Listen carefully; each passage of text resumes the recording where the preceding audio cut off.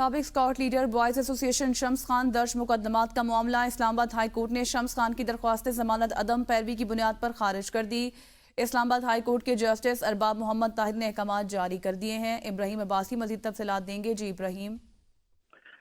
جی بالکل، سابق scout leader boys ایسوسی ایشن شمس خان جو ہے وہ ان کے خلاف جو درج مقدمات ہیں اس کے اوپر ان کی درخواست ضمانت جو ہے وہ عدم پیروی کی وجہ سے خارج کر دی گئی۔ اس سے پہلے 2017 میں اسلام آباد ہائی کورٹ کی جانب سے ایک آرڈر جاری کیا گیا تھا جس میں اسکاؤٹ بوائز ایسوسی ایشن کے اندر جو ہے وہ انتخابات کے لیے جو ہے وہ حکم جاری کیا گیا تھا۔ اس میں جو اس وقت کے وزیر تعلیم سے شفقت محمود ان کی جانب سے جو ہے وہ انتخابات کروائے گئے تھے جس کے نتیجے میں شمس خان جو تھے وہ ہارے تھے۔ اس کے بعد انہوں نے جو ہے وہ اسکاؤٹ ایسوسی ایشن ان کے جو چیف کمشنر بوائز اسکاؤٹ ایسوسی ایشن ان کے اوپر حملہ کیا تھا۔ 4 مقدمات ان کی درخواست کے اوپر جو ہے وہ درج کیے گئے تھے۔ ایک مقدمہ جو ہے پارا پولیس اسٹیشن کے اندر بھی جو ہے وہ درج کیا گیا تھا جس میں یہ موقف اپنایا گیا تھا چیف کمشنر کی جانب سے کہ ان کے گھر کے اوپر حملہ کیا گیا ہے۔ مسلح 20 افراد کے ساتھ جو ہے وہ شمس خان جو ہے وہ ان کے گھر میں داخل ہوئے ہیں اور 55,000 روپے جو ہے وہ ان سے چھین کر گئے ہیں اور ساتھ میں جو ہے پستول تان کر ان کو جان سے مارنے کی جو ہے وہ دھمکی دی گئی ہے۔ دوسری جانب جو اسکاؤٹ بوائز ایسوسی ایشن کے جو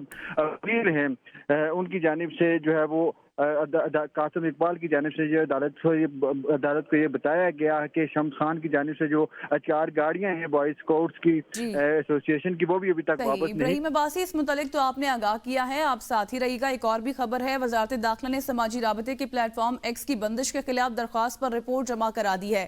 کیا بتایا گیا رپورٹ میں؟